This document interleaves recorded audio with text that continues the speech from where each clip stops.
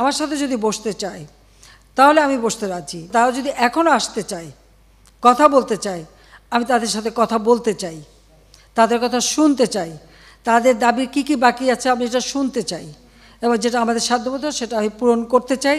আমি এই সংঘাত চাই না। তারা যদি বসতে চায় আমার সঙ্গে, এই আন্দোলনকারীরা, কোটা আন্দোলনকারীরা, আমি তাদের সাথে বসবো, তাদের কথা শুনবো, তাদের দাবি এ পর্যন্ত যা মেনে নিয়েছে আরও কিছু আছে কিনা সেটা হয়তো শুনতে হবে। এবং আপনাদের সামনে আমি বলতে চাচ্ছি যে দেশবাসীরও জানা উচিত যে আমি কখনোই আমার দরজা বন্ধ করিনি।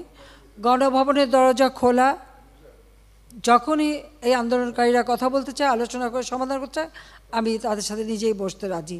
আমি আবারও বলছি যে আন্দোলনকারীরা যদি আলোচনা করতে চায়, আমি এখনও রাজি। যে কোনো সময় তারা আসতে পারে, আলোচনা করতে পারে, দরকার হলে তাদের গার্জিয়ানদের নিয়েও আসতে পারে। সার্বজনীন পেনশন স্কিম, এটা কিন্তু 2008-এর নির্বাচনী স্তরে আমাদের ছিল যে আমরা এটা করব। আমরা বহু সময় নিয়ে এটা অনেক চিন্তাভাবনা করে সার্বজনীন পেনশন স্কিমটা আমরা চালু করেছি, এবং সেখানে কিন্তু বিভিন্ন শ্রেণীর মানুষের জন্য বিভিন্নভাবে সুবিধা আমরা দিয়েছি।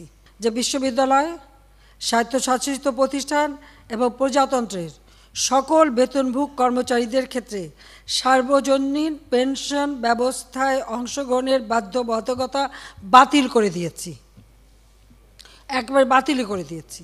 বিচার বিভাগে যে তদন্ত কমিটি করেছিলাম, আমি কিন্তু কারো দাবির অপেক্ষা রাখিনি, কারণ আমি চাই যারা এর সঙ্গে জড়িত, সে যেই হোক, সে পুলিশই হোক বা অন্য যে কেউ হোক,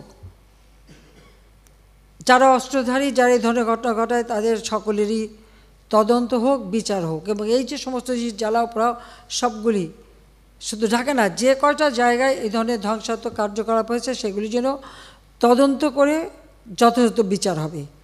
তার জন্য আমি যে জুডিশিয়াল কমিটি করে দিয়েছিলাম, সেটা আরও 2 জন নিয়োগ দিয়ে এটাকে 3 সদস্য বিশিষ্ট আমরা করে তাদের কর্মপরিধিটাও বাড়ালাম, সময়টাও বাড়িয়ে দিলাম, যাতে যথাযথভাবে এটা তদন্ত হয়। আমি চাই যে ধরনের অন্যায় বা হত্যাকাণ্ড যারাই ঘটাক, তারা তো আমার দেশের নাগরিক।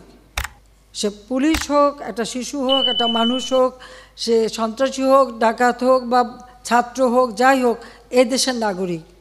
আমি এর যথাযথ তদন্ত করে তাদের বিচার হবে, আমি সেটাই চাই। যে হত্যাকাণ্ডের সাথে জড়িতদের অবশ্যই বিচার করা হবে। আমি এটা স্পষ্ট বলি, হত্যাকাণ্ডের সঙ্গে যারা জড়িত, সে যেই হোক, অবশ্যই তাদের বিচার করা হবে, এবং যারা জড়িত তদন্ত করেই তা বের করা হবে। যারা অস্ত্রধারী, যেমন রংপুরে একটা ঘটনা ঘটেছে, যে পুলিশ দায়ী, সেই পুলিশকে সাসপেন্ড করা হয়েছে এবং তার বিরুদ্ধে তদন্ত হচ্ছে এবং তার বিচার হবে।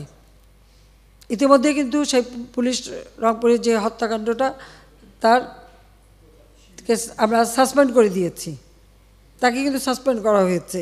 অ্যারেস্ট যারা করা হয়েছে তাদের মধ্য থেকে যারা ছাত্র ছিল, পরীক্ষার্থী, তাদের সবাইকে কিন্তু জামিন দিয়ে ছেড়ে দেওয়া হয়েছে।